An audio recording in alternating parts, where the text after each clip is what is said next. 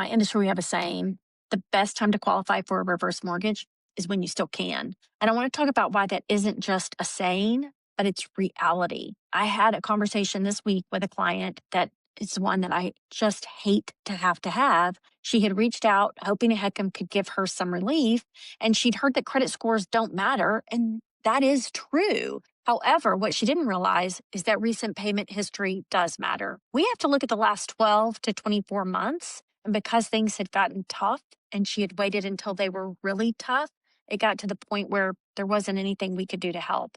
It's not because she wasn't a good person.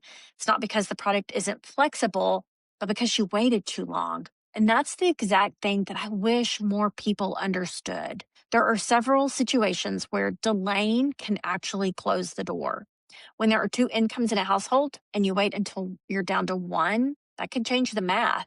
We still have to do a simple financial analysis in every reverse mortgage. It's not complicated, but it does matter. And our company is incredibly efficient at closing these loans. But if someone comes in with a financial deadline already looming, it can be costly, it can be stressful, and sometimes impossible. Now, I want to add something really important. These situations don't always disqualify somebody, but they can trigger something called a LESA, which is a life expectancy set aside of your taxes and insurance. It has to be carved out of your equity to pay taxes and insurance for the long term. And when a LESA is required, it can really change those numbers. Sometimes it still works beautifully.